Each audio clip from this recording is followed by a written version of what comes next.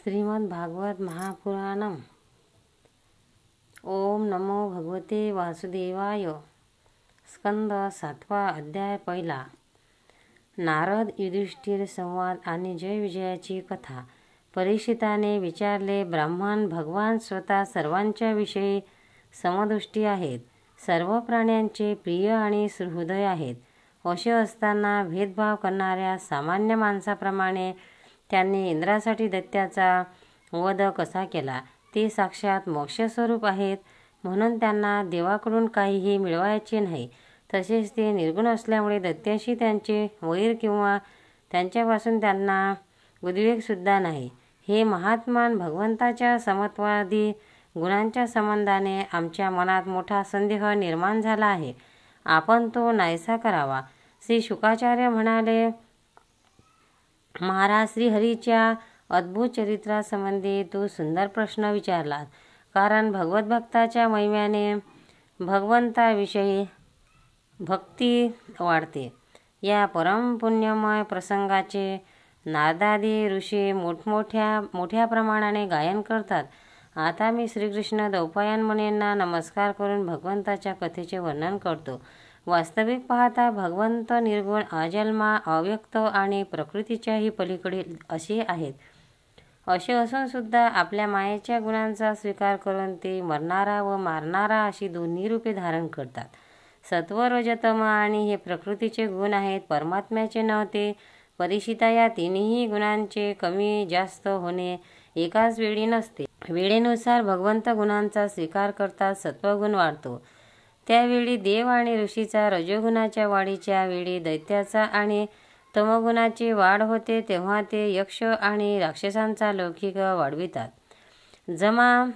जसा अग्नी, लाकूड इत्यादी वस्तूत असताना त्यापेक्षा वेगळा भासत नाही, पण घर्षण केल्यावर मात्र तो वेगळा दिसतो, त्याचप्रमाणे परमात्मा सर्व शरीरात असताना वेगळा असल्याचे भासत नाही. परंतु विवेकी पुरुष विचार करून त्याच्या व्यतिरिक्त अन्य वस्तूचा निषेध करून शेवटी आपल्या हृदयातच अंतर्यामी रूपाने असणाऱ्या त्याला प्राप्त करून घेतात. जेव्हा परमेश्वर जीवासाठी शरीरे निर्माण करून इच्छितो तेव्हा आपल्या मायेने रजोगुण वेगळा करून त्याचे अधिस्व निर्माण करतो. जेव्हा जीवरूपातील तो विचित्र योनीमध्ये रममाण होऊन इच्छितो तेव्हा सत्वगुणाची वाढ करतो, आणि जेव्हा तो या शरीराचा संहार करून इच्छितो तेव्हा तमोगुणाला वाढवण्याची प्रेरणा देतो. परीक्षिता, भगवान सत्यसंकल्प आहेत. ते जगाच्या उत्पत्तीला कारण असलेली प्रकृती आणि पुरुष यांचे सहकारी व आश्रय अशा कलाने निर्मित करतात. राजा हे कालस्वरूप ईश्वर जेव्हा सत्वगुणाची वाढ करतात तेव्हा सत्वगुणी देवतांचे सामर्थ्य वाढते, आणि तेव्हाच ते परमयशस्वी देव प्रिय परमात्मा देवाचे शत्रू असणाऱ्या रजतमगुणाची दैत्याचा संहार करतात. राजन, जेव्हा राजसूय यज्ञाच्या वेळी युधिष्ठिरांनी एक प्रश्न विचारला होता, त्यावेळी देवर्षी नारदांनी याविषयी मोठ्या प्रमाणाने एक इतिहास सांगितला होता. त्या महान राजसूय यज्ञामध्ये युधिष्ठिरांनी आपल्या डोळ्यादेखत एक आश्चर्यचकित घटना पाहिली की चेदी देशाचा राजा शिशुपाळ भगवान श्रीकृष्णामध्ये एकरूप झाला. देवर्षी नारद तेथेच बसले होते. या घटनेने आश्चर्यचकित होऊन धर्मराजाने मुनींसमोर त्या यज्ञमंडपात नारदाला हा प्रश्न विचारला होता. युधिष्ठिराने विचारले, हा तर मोठी विचित्र घटना आहे. परमतत्व भगवान श्रीकृष्णामध्ये समाविष्ट होणे हे अनन्य भक्तांना सुद्धा कठीण आहे. मग भगवंताचा द्वेष करणाऱ्या शिशुपालाला ही प्राप्ती कशी झाली? नारदमुळे आम्ही सर्वच वाचे रहस्य जाणू इच्छितो. पूर्वी एकदा भगवंताची निंदा केल्यामुळे ऋषींनी राजा विनाला नरकात ढकलले होते. दमघोषाचा हा पुत्र परमात्मा शिशुपाळ आणि दुष्ट दंतवक्र हे दोघेही जेव्हापासून बोबडे बोलू लागले होते तेव्हापासून आतापर्यंत भगवंताचा द्वेषच करीत आले आहेत. अविनाशी परब्रह्मा श्रीकृष्णांना अखंड शिव्या शाप देणाऱ्या त्याच्या जिभेला कोड कसे फुटले नाही? की त्यांना घोर नरकाची प्राप्ती कशी झाली नाही. उलट या भगवंताची प्राप्ती अत्यंत कठीण आहे. त्या भगवंतामध्ये हे दोघेजण सर्वांच्या देखत सहजपणे विलीन झाले. वाऱ्याच्या झोताने हलवणाऱ्या दिव्याच्या ज्योतीप्रमाणे माझी बुद्धी याविषयी द्विधा झाली आहे. आपण सर्वज्ञ असल्याने हा अद्भुत घटनेचे रहस्य समजून घ्यावे. श्री शुक म्हणतात, देवर्षी नारद राजाचा हा प्रश्न ऐकून अत्यंत प्रसन्न झाले. युधिष्ठिराला संबोधित सर्वजण ऐकत असता भरसभेत त्यांनी ही कथा सांगितली.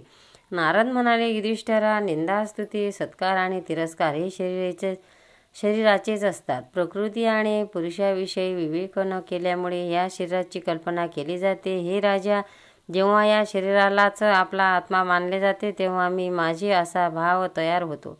भेद उत्पन्न होण्याचे हेच मूळ आहे. या कारणामुळेच मारणे किंवा निंदा यामुळे क्लेश होतात. हे मी आहे असा ज्या शरीराविषयी अभिमान निर्माण होतो त्या शरीराच्या वधाने प्राण्यांना आपला वध झाला असे वाटते. परंतु भगवंतामध्ये असा अभिमान नाही, कारण ते सर्वात्मा आणि अद्वितीय आहेत. ते दुसऱ्यांना दंड देतात, तो रागाने किंवा द्वेषाने नव्हे तर त्यांच्या कल्याणासाठीच देतात. मग भगवंताविषयी हिंसेची कल्पना कशी करता येईल. म्हणून वैरभावनेने किंवा वैर सोडून भयाने, स्नेहाने किंवा इच्छा मनात धरून असेही असो, आपले मन भगवंताच्या ठिकाणी लावले पाहिजे. म्हणजे भगवंत त्याला वेगळ्या मानित नाही. माझे तर असे ठाम मत आहे की वैरभावाने मनुष्य भगवंतामध्ये जितका तन्मय होऊन जातो तितका भक्तियोगाने होत नाही. गांधील माशी किड्याला आणून मातीच्या घरट्यात बंदिस्त करते आणि वारंवार येऊन त्याला नागी मारते, तेव्हा तो किडा भीती आणि उद्वेगाने त्या माशीचे चिंतन करीत करीत तिच्यासारखाच होऊन जातो.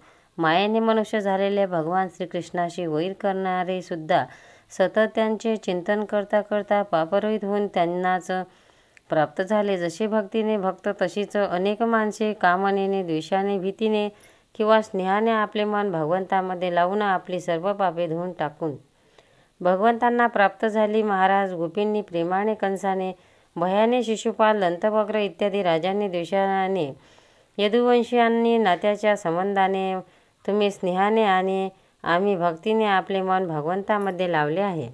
भक्ताच्या व्यतिरिक्त भगवंताचे चिंतन करणारे जे याच प्रकारचे मनुष्य आहेत त्यापैकी कोणाशीही राजा वेंची तुलना होऊ शकत नाही. म्हणून असेही का असेना आपले मन भगवान श्रीकृष्णामध्ये लावले पाहिजे. महाराज, शिवाय तुझे मावस भाऊ शिशुपाळ आणि दंतवक्र हे दोघेही भगवान विष्णूचे मुख्य पार्षद होते. ब्राह्मणाच्या शापामुळेच या दोघांना आपल्या पदावरून खाली यावे लागले. युधिष्ठिराने विचारले, भगवंताच्या पार्षदांना सुद्धा पदभ्रष्ट करणारा शाप कोणी दिला होता? तो कोणता होता? भगवंताच्या अनन्य भक्तांना जन्म व्हावा ही गोष्ट विश्वास ठेवण्याजोगी वाटत नाही. वैकुंठात राहणारे लोक प्राकृत शरीर, इंद्रिय आणि प्राणविरहित असतात. त्यांचा प्राकृत शरीराची संबंध असा न झाला ते आपण सांगावे. नारद म्हणाले, ब्रह्मदेवाचे मानसपुत्र सनकादी ऋषी एके दिवशी तिन्ही लोकांमध्ये स्वच्छंदपणे विहार करीत असता वैकुंठात जाऊन पोचले. वास्तविक हे सर्वापेक्षा ज्येष्ठ आहेत, परंतु 5-6 वर्षाच्या बालकासारखे आहेत. ते वस्त्रसुद्धा नेसत नाहीत. त्यांना सामान्य मुले समजून द्वारपालांनी त्यांना आत जाऊ दिले नाही. त्यामुळे रागावून त्यांनी द्वारपालाला शाप दिला की, मूर्खांनो, भगवान विष्णूच्या रज तमगुणारहित चरणांजवळ निवास करण्यास तुम्ही पात्र नाही. सबब तुम्ही ताबडतोब इथून अत्यंत पापमय असुर योनीत जा. त्यांनी शाप देताच जेव्हा ते वैकुंठातून खाली येऊ लागले तेव्हा ते कृपाळू महात्मे त्यांना म्हणाले, ठीक आहे, हा शाप तर 3 जन्म भोगून तुम्ही परत वैकुंठात याल. तेव्हा तेच दोघेजण द्युतीचे पुत्र झाले. त्यापैकी थोरल्याचे नाव हिरण्यकश्यप होते आणि धाकट्याचे हिरण्यक्ष. देवदानवांच्या समाजात हेच सर्वश्रेष्ठ होते. भगवान विष्णूंनी नरसिंहाचे रूप धारण करून हिरण्यकश्यपला आणि पृथ्वीला समुद्रातून वर काढताना वराह अवतार धारण करून हिरण्याक्षाला मारले. आपला पुत्र प्रल्हाद भगवतप्रेमी आहे म्हणून त्याला मारू इच्छिणाऱ्या हिरण्यकश्यपूने त्याला अतिशय यातना दिल्या. परंतु प्रल्हाद सर्वात्मा भगवंताचा परमपित्र समदर्शी व अत्यंत शांत भक्त होता. भगवंताच्या तेजाने युक्त असल्यामुळे पुष्कळ प्रयत्न करूनही हिरण्यकश्यपू त्याला मारू शकला नाही. नंतर हेच दोघे विश्रवा व मुनी केसिनी यांचे रावण व कुंभकर्ण नावाचे पुत्र झाले.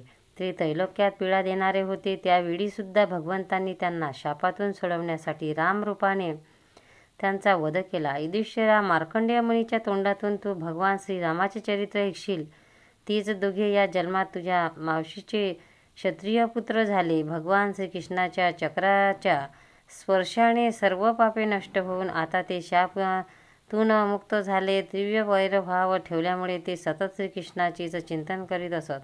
म्हणूनच ते भगवंतांना प्राप्त झाले आणि पुन्हा त्यांचे पार्षद होऊन त्याच्या जवळच गेले. युधिष्ठिराने विचारले, भगवान हिरण्यकश्यपूने आपल्या महात्मा असलेल्या पुत्र प्रल्हादाचा इतका द्वेष का केला? शिवाय भगवान भगवतमय कसा झाला हेही मला सांगा. गोपाळ कृष्ण भगवान की जय. भक्तांनो, व्हिडिओ आवडल्यास व्हिडिओला लाईक करा, शेअर करा, सबस्क्राईब करा. तसेच बाजूला असलेल्या बेलवर क्लिक करा, म्हणजे याच्यापुढील सर्व व्हिडिओ तुम्हाला सर्वात आधी मिळत जातील. जय श्री कृष्ण.